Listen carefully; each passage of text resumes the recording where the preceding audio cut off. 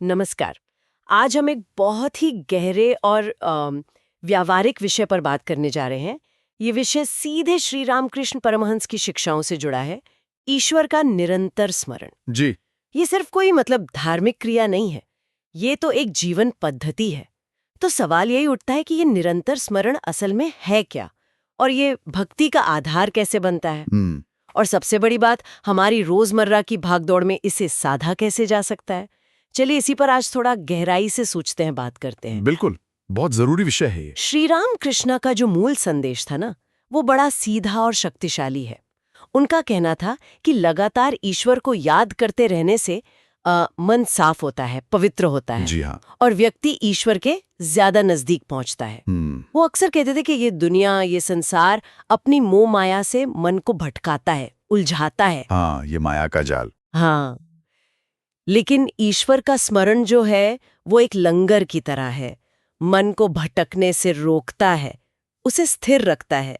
उन्होंने कितनी सुंदर उपमा दी थी, जैसे नदी लगातार बहकर सागर में मिलती है। बिल्कुल बिल्कुल। वैसे ही निरंतर स्मरण साधक को ईश्वर तक ले जाता है। क्या बात है। हाँ, और देखिए, ये निरंतर स्मरण इतना जरूरी क्यों माना गया? इसकी अगर गहराई देखें तो ये जो सांसारिक आकर्षण है, विकर्षण है, जिसे श्री रामकृष्ण माया कहते थे। हाँ, माया, या कभी कामिनी कांचन भी कहते थे। हाँ बिल्कुल। हाँ। कामिनी कांचन, तो उसका सामना करने का ये सबसे, कह सकते हैं, प्रभावी तरीका है। हाँ। जब मन लगातार ईश्वर पर टिका रहता है ना, तो उसे केंद्र बिंदु मिल जाता है। अच्छा। फिर बाहरी दुनिया की जो उथल पुथल है, वो उसे आसानी से डिगा नहीं पाती। तो ये महज कोई रस्म नहीं है, ये तो मन को अनुशासित करने, उसे निर्मल और एकाग्र बनाने की एक साधना है। ये एक तरह से यूं समझिए, मन का मैल धोना है। हाँ, ये सिर्फ बाहरी विकर्षणों से बचाव ही नहीं, बल्कि मन को अंदर से बदलने की प्रक्रिया है। जी हाँ, बिल्कुल। लेकिन ये होता कैसे असल में? क्या सिर्फ नाम दोहराते रहने से ही मन बदल जाता है, या इसके पीछे कोई और गहरा भाव, कोई कनेक्शन जुड़ा है? क्या श्री रामकृष्ण ने इस पर कुछ बताया? हाँ, ये बहुत महत्वपूर्ण सवाल उठाया आपने। देखिए, श्री रामकृष्ण के अनुसार ये सिर्फ एक मैकेनिकल, यांत्रिक दोहराव नहीं है। स्मरण के साथ भाव का जुड़ना बहुत जरूरी है। भाव?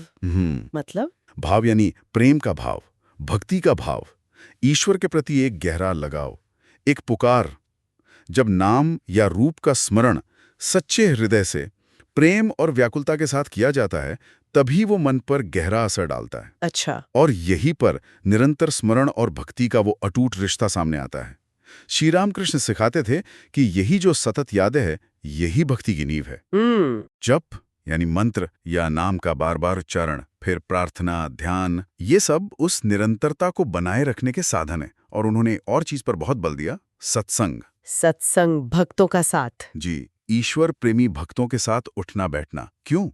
क्योंकि ऐसे माहौल में ईश्वर का स्मरण स्वाभाविक रूप से बना रहता है। हाँ, ये तो है। दूसरों की भक्ति देखकर, उनकी बातें सुनकर अपनी श्रद्धा भी मजबूत होती है, और स्मरण की जो आदत है वो पुख्ता होती है। ये एक इकोसिस्टम बनाने जैसा है, जो आपकी साधना को, आपके अभ्यास को पोषण देता है। बिल्कुल, माहौल का असर तो पड़ता ही है। अच्छा, इसे अगर हम रोजमर्रा की जिंदगी में देखें, जैसे कोई गृहस्थ है, ऑफिस का काम है, घर की जिम्मेदारियां हैं, बहुत कुछ है। हाँ, आजकल की जिंदगी में। हाँ, तो ऐसे में ये निरंतर स्मरण कैसे संभव है? क्या वो छोटे छोटे पल, जैसे काम के बीच में ईश्वर को याद कर लेना, क्या वो भी उतना ही प्रभावी है? बिल्कुल। और श्री रामकृष्ण की शिक्षाओं की यही तो खूबी है कि वो बेहद व्यवहारिक हैं, खासकर गृहस्थों के लिए। उन्होंने कभी नहीं कहा कि भाई सब छोड़ छाड़ कर बैठ जाओ। सही बात है। बल्कि उन्होंने रास्ता दिखाया कि इसी जीवन में रहते हुए कैसे साधना करनी है। उनका सुझाव था, सुबह और शाम नियम से। नियम से? हाँ, नियम से कुछ समय ईश्वर के ध्यान, जप या प्रार्थना के लिए निकालो। चाहे 15 मिनट ही सही, पर नियम से हो। रोजाना। और दिन भर काम करते हुए भी मन को ईश्वर से जोड़े रखो। जैसे कहते हैं ना, हाथ काम में लगे हैं पर मन ईश्वर में। ये एक अभ्यास है, धीरे धीरे सत्ता है। काम को ही पूजा की तरह करना।